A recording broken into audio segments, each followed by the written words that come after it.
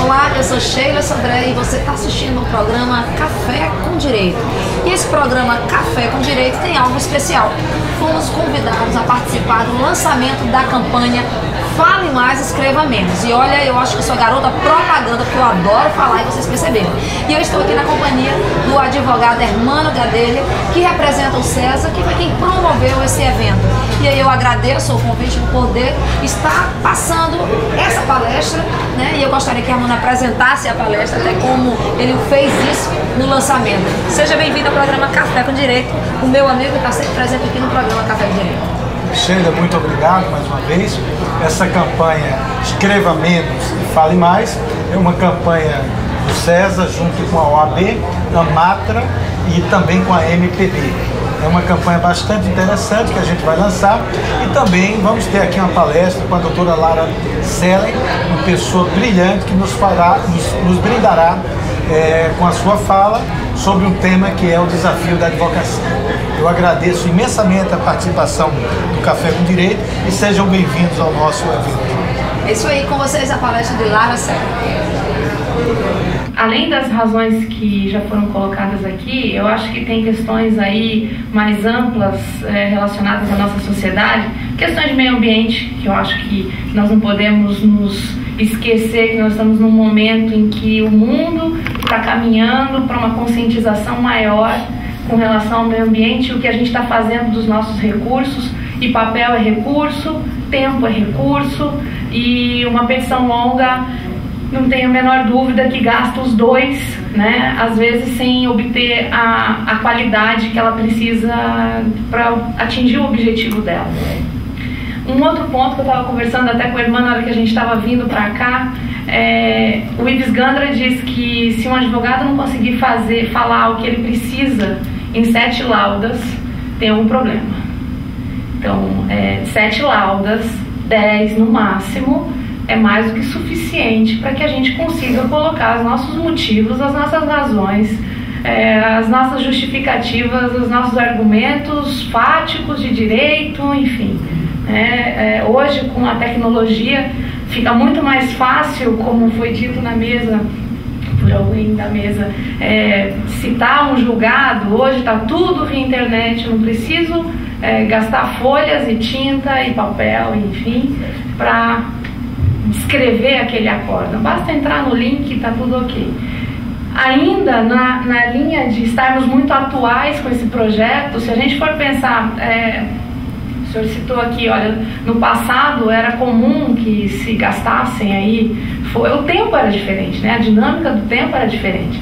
Então, as pessoas tinham tempo para curtir um processo, para amadurecer o processo, para degustar aquele processo. E às vezes era uma quantidade que não dá nem para comparar com o que temos hoje sobre as nossas mesas, né? E hoje, nos tempos de Twitter, em que ser objetivo em 140 caracteres é um desafio, esse desafio é óbvio que a gente brinca, né? Mas daqui a pouco vai ter petição em 140 caracteres, é uma brincadeira, obviamente, né? Mas isso prova a tendência que o mundo e as pessoas e nós todos estamos tendo diante desse excesso de informação que nos cerca. Então hoje a gente não tem muito tempo a perder. Eu preciso, em 140 caracteres, ler uma chamada. Se ela me interessar, eu vou aprofundar. Se ela não me interessar, eu vou passar por cima e vou em busca de outras coisas. Essa tendência da simplificação, a tendência da objetividade, a tendência da economia de tempo e de palavras e tudo que gira em torno disso, ela vai cada vez mais fazer parte da nossa vida. Então não faz o menor sentido que hoje, em 2011, a gente ainda esteja aí lidando com citações em latim. Eu não sei latim. E o objetivo da comunicação é que o outro entenda, não basta só eu entender, né? Então a mesma coisa dentro de um ambiente de petição, enfim, de judiciário, em que temos aí várias partes. Então as pessoas precisam entender o que eu falei para que eu consiga atingir o meu intento. Então é isso, meus parabéns ao César, meus parabéns ao AB, a todos os advogados da Paraíba que estão aí encampando esse projeto. Contem comigo, para levar isso para onde a gente passar, porque eu acho que é uma medida fundamental a gente reeducar as pessoas no sentido de perder alguns vícios para o bem, né? Para que tudo seja em prol do benefício do cliente, do benefício do escritório. Isso reflete em economia de dinheiro também, porque papel custa dinheiro, tinta custa dinheiro, HD custa dinheiro e por aí vai, né? Mas enfim, não quero me alongar, senão chama o palestrante. Perfeito. Bem, pessoal, a nossa campanha está lançada, né? É um início aqui, que a gente, uma semente que a gente planta aqui, seguindo a linha do Rio Grande do Sul. Repetir mais uma vez que isso é uma campanha em conjunto, é uma campanha da MPB, da Matra, da OAB e do César, não é uma campanha de irmã. E agora contando com a doutora Lara para espalhar aí pelo Brasil, né, durante os seus eventos, os congressos, as participações. Agora nós temos a honra hoje aqui de ter a doutora Lara como convidada para falar sobre advocacia avançada, gestão de escritório de advocacia, os pilares de pessoas, produção, clientes e finanças. O César, para quem não conhece, ela sempre teve esse trabalho um pouco informal de mesa. A gente não costuma ficar aqui fazendo saudações, mas a gente não pode deixar aqui de citar um pouco de quem é a doutora Lara, né? Eu já tive a oportunidade de assistir em outros eventos, tive a oportunidade de vê-la aqui na Paraíba quando convidada pela MPB, né? E recentemente uma palestra brilhante no César, onde ela falou sobre meritocracia na advocacia, né, da remuneração, e depois teve uma palestra também muito interessante sobre segurança, né, tecnologia. Isso aí até no dia eu consegui ter meu notebook furtado no aeroporto depois da palestra, né? Enfim, mas a doutora Lara é advogada, é consultora, especialista em planejamento estratégico, composição societária, jurídicos pela FGV São Paulo e em liderança de empresas de serviços profissionais pela Harvard Business School, autora dos livros Advocacia, Gestão, Marketing e Outras Lendas, Gestão de Escritório, A Reinvenção da Advocacia, Gestão Judiciária Estratégica, Estratégia na Advocacia, é co-coordenadora do livro Gestão Estratégica do Departamento Jurídico Moderno e sócia fundadora da Célia Bertuzzi. É advocacia avançada. E é situada no Paraná, em Curitiba. Eu não consigo enxergar a advocacia sob o ponto de vista daqueles 4 pilares que foram ditos pelo irmão anteriormente. A advocacia não é somente lidar com gestão de pessoas, lidar com gestão de produção, lidar com gestão de marketing ou clientes e gestão financeira. A advocacia ela precisa ser vista como profissão ou como, entre aspas, negócio de maneira mais holística.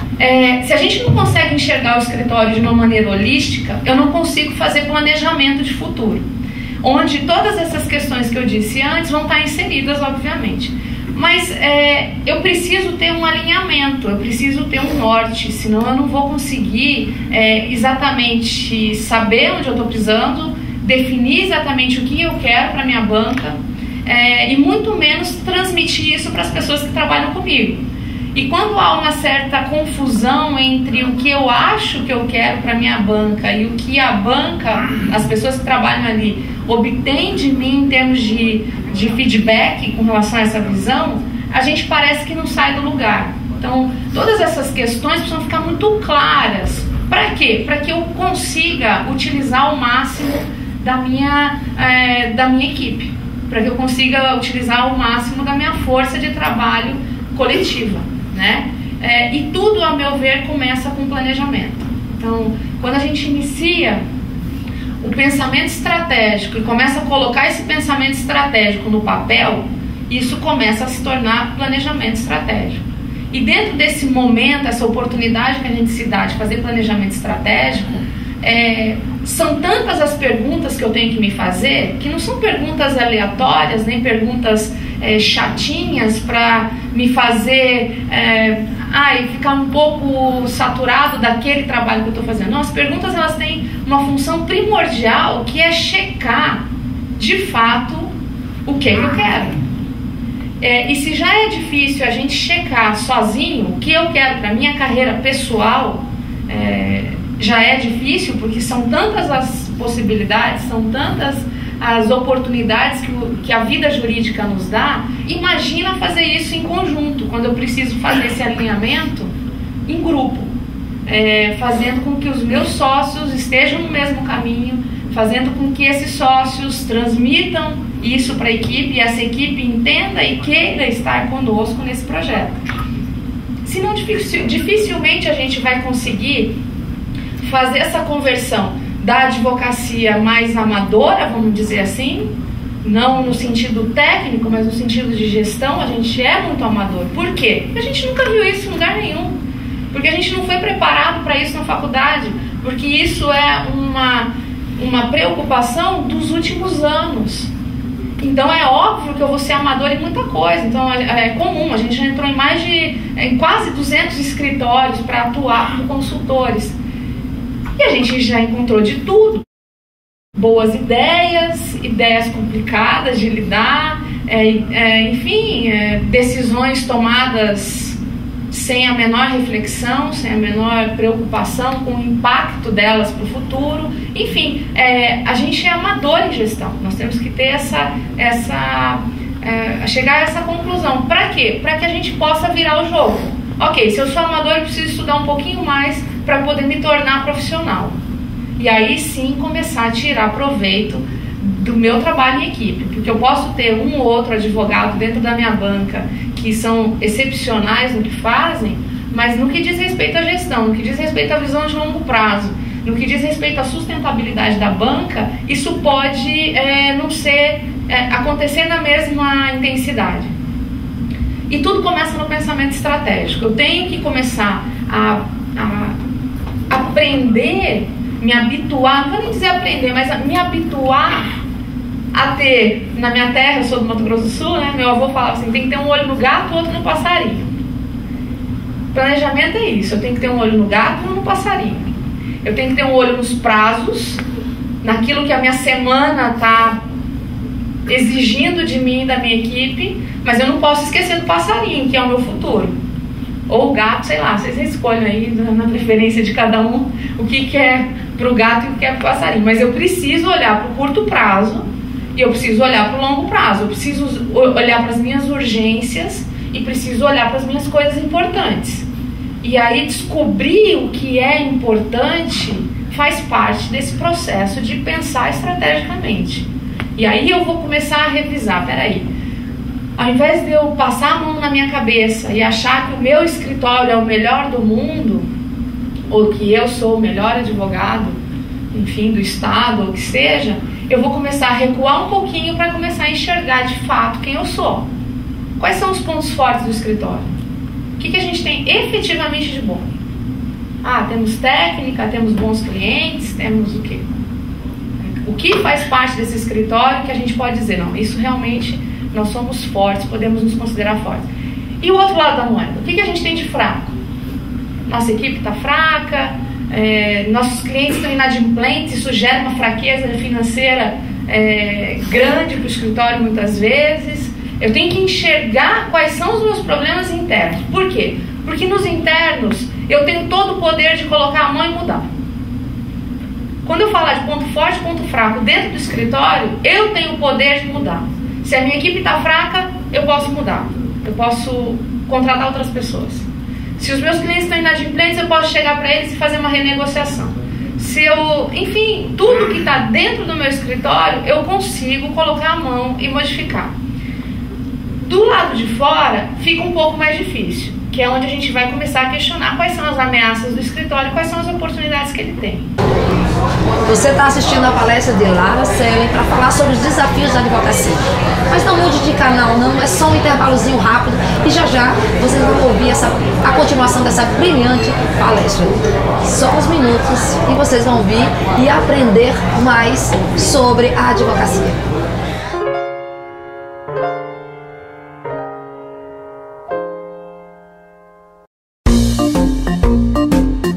Spa, home cinema, salão de jogos. Itens que juntos fazem você se sentir num clube. Foi pensando nisso que criamos o Master Club Residência. Opções de lazer que podem ser aproveitadas por toda a família. Master Club Residência, tudo ao seu alcance.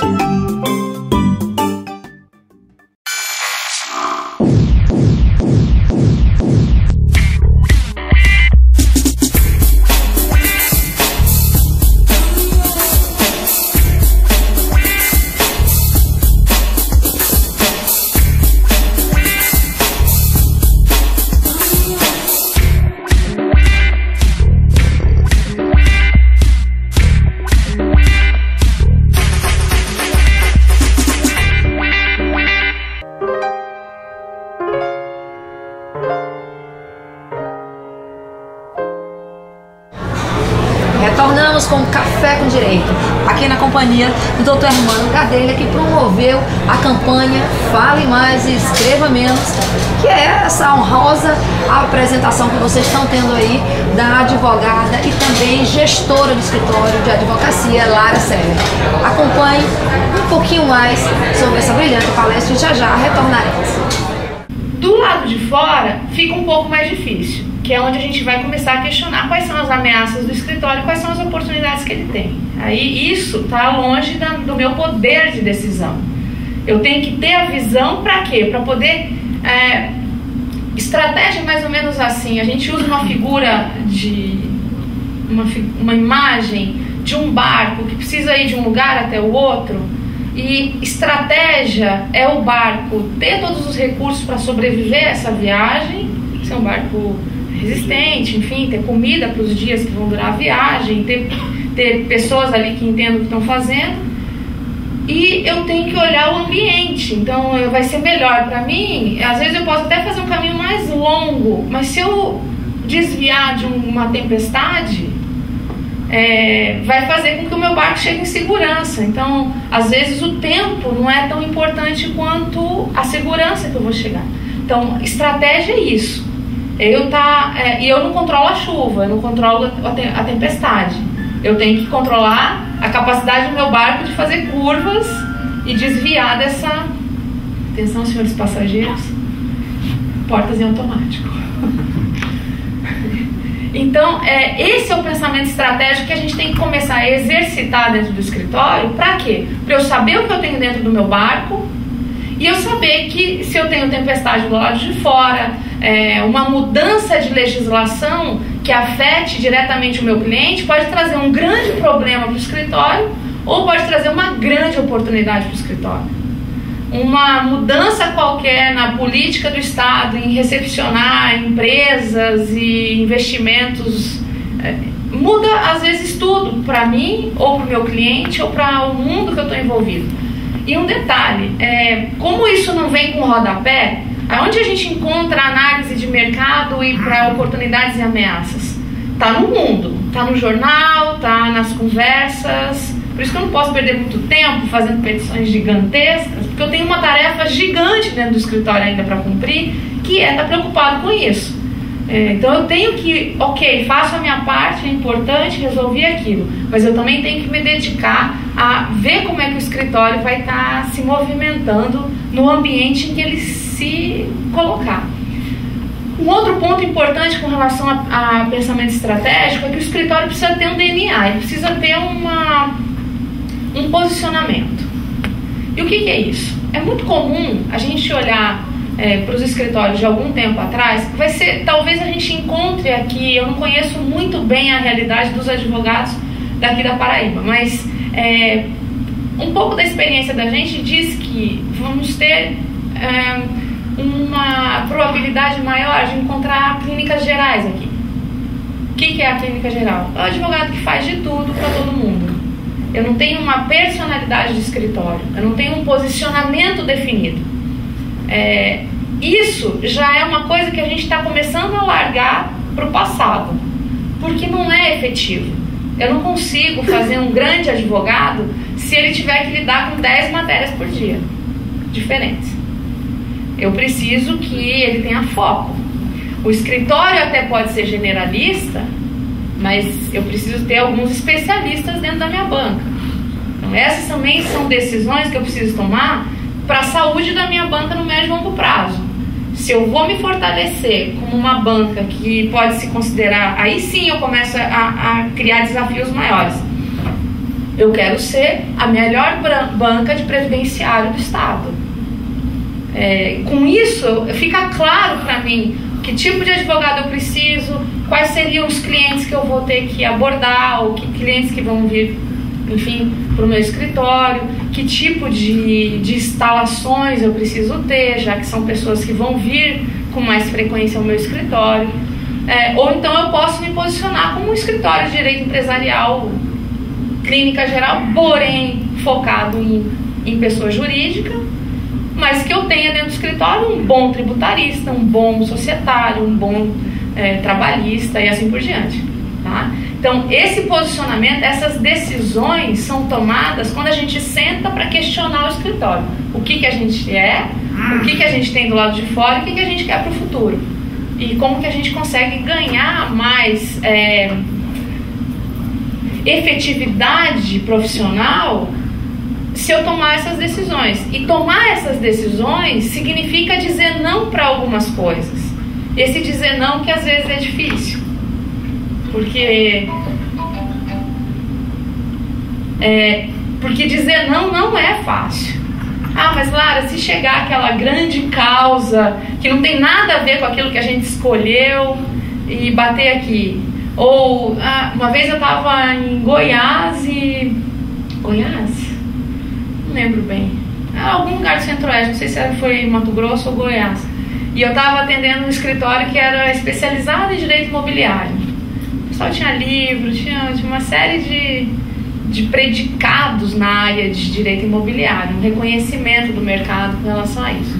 Um escritório familiar, o pai tinha essa especialidade e o filho estava entrando no escritório, já estava uns 5, 6 anos na banca, e chegou para mim um dia, ele me levando de volta no hotel, e falou assim: estou com um negócio fantástico aqui, eu queria dividir com você. Eu falei: o que aconteceu? Não, tem uma licitação dos Correios para a gente pegar uma carteira de massa. Eu falei: para tudo, você não vai pegar carteira de massa, você não vai ser louco de fazer isso com o teu escritório, porque esse não é o DNA do seu escritório. Vocês são especialistas, então não tem como fazer um casamento perfeito entre uma advocacia de volume e uma advocacia especializada. Assim não, você pode se preparar para isso, mas simplesmente absorver uma demanda que você não está acostumado, que você vai ter que ser muito mais célere na supervisão de peças, vai ter que ter uma equipe enorme para gerir isso, vai ter que ter sistema, vai ter que trabalhar como o administrativo do jurídico do cliente. Então não é assim que se toma uma decisão dessa. Precisa de muita cautela. Eu já vi muita gente quebrar a cara tomando decisões, porque lógico, às vezes a fatura é de 100 mil. Mas é uma nota fiscal por mês de 100 mil durante tempos. Ok, mas o que é que isso vai te dar em troca? Não é só o dinheiro, a gente não pode estar focado só nisso. Eu tenho que ver o impacto para minha banca. Então tem uma série de questões que a gente tem que se colocar e pesar, prós e contras para chegar ao nosso posicionamento, ao nosso planejamento estratégico mais adequado para a nossa banca. E aí cada banca é uma. Eu já entrei em quase 200 e eu não vi nenhuma igual a outra. Nenhuma. Mesmo as que vieram. Então tá, vou separar aqui só de direito empresarial, nenhuma igual a outra. Só de previdenciário, nenhuma igual a outra. Então a advocacia, ela é muito personalíssima. Ela é muito ligada às pessoas que estão ali dentro. É a cabeça dessas pessoas que vai gerar um escritório que vá para um lado ou para o outro, vai ter êxito ou não, vai ter uma visão profissional ou não. E aí quando a gente começa a ter essa visão, então eu trabalhei bastante, pensei bastante sobre todas essas questões que eu coloquei antes, já tenho a visão do escritório, já tenho o que eu quero, já defini com os meus pares qual é o tipo de advocacia que a gente vai fazer, qual é o tipo de advocacia que a gente vai construir juntos, né? Como é que eu faço para converter essa visão em realidade? Porque isso tudo vai ter que ir para o papel. Eu preciso deixar isso registrado, porque se eu deixar essas ideias ao vento, elas não duram 2 horas. Eu digo que sala de reunião de escritório de advocacia é como se fosse um portal do esquecimento. A porta. A gente vai lá, senta, batalha, conversa, pergunta, questiona, toma um monte de decisão, todo mundo combina um monte de coisa. Passou pela porta, parece que fez assim. Ninguém lembra mais, todo mundo vai fazer o contrário do que foi combinado. Por quê? Porque o dia a dia ele é muito ensandecido, o dia a dia ele é muito maluco. Então precisa que a gente se comprometa com aquilo. É quase tão importante quanto cumprir um prazo, se não for mais. Porque o prazo a gente vai cumprir de qualquer maneira. Agora, a visão de longo prazo, converter isso, envolver a equipe, envolver o meu administrativo, começar a pensar como as pessoas estão trabalhando, pensar em como as pessoas estão tratando o nosso cliente, mas de uma maneira uniforme, única e coletiva. Pensar em como vai ser o reflexo de todo esse trabalho no meu financeiro. Porque financeiro é o seguinte, é ponta de iceberg. Meu escritório ir bem ou ruim, no que diz respeito a resultado operacional, é ponta de iceberg. Ali eu vejo se o escritório, de fato, está conseguindo atingir as suas metas. Aquilo é só a ponta de uma estrutura gigante que está embaixo da água. Então, se está indo bem, é sinal que o que está embaixo está bem construído, está consolidado. Se está indo mal, é porque também tem uma gigantesca fonte de problemas ali que eu não consigo sair. É um emaranhado que eu não consigo manter uma decisão, que eu não consigo manter uma tomada de posição firme dentro do escritório, falando, olha, a gente, eu já ouvi assim, de sócio num momento com a equipe, a gente errou muito até aqui. A gente tomou um monte de decisão que a gente não precisava ter tomado. Mas a gente não está se importando com isso. Todo dia começa hoje. Né? Todo futuro começa hoje e a gente tem que ter essa capacidade de falar, ok, viemos até aqui com os recursos que tínhamos, agora a partir de hoje a gente pode, através de outros recursos, mudar o curso dessa história e construir de fato algo bem diferente dentro da nossa vontade, dentro do nosso desejo coletivo de se transformar num escritório forte de fato. A gente teve esse negócio de sonhar, é tão importante.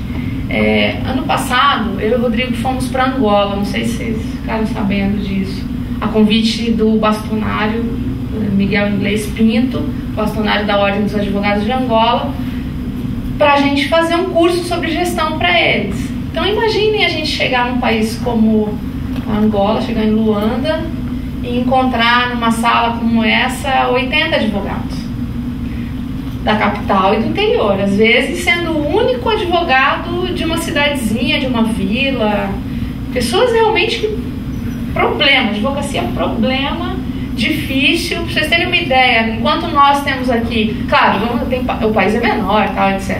Mas enquanto nós temos aqui quase 800 mil, lá eles são 1.200 advogados. Então, eu posso dizer que quase 100%, quase 10% da advocacia angolana estava com a gente nesses 4 dias que nós ficamos com eles lá. E quando a gente chegou e começou a falar disso tudo, eles olhavam para nós assim, falando, quem são esses ETs? De onde eles desceram? Quem foi a nave espacial que trouxe? Porque isso que eles estão falando não tem o menor sentido para a nossa realidade. Não tem o menor sentido para a nossa advocacia pobre, onde a gente dando aula dentro de uma faculdade, a luz parecia luz de guerra, sabe aquela luz de gerador que ela diminui e aumenta, coisa de filme. Quando não acabava de vez, aí voltava. Enfim, uma série de questões que a gente observou lá. Espero que você tenha gostado da brilhante palestra de Lara Serra. Como eu já disse, em oportunidade que eu tive de entrevistar, para quem é advogado e nos bancos da faculdade nós não vimos essa matéria, como gerir um escritório de advocacia, esses desafios, essa foi uma oportunidade e eu gostaria de dizer a você, advogado, que busque conhecer mais, porque a advocacia não deixa de ser, você que tem um escritório, não deixa de ser uma empresa, né? E gerir isso, ou você faz ou você vai ter que contratar alguém, mas mesmo assim você tem que se entender um pouco como funciona todo esse mecanismo, essa progressão, como gerir um escritório de advocacia.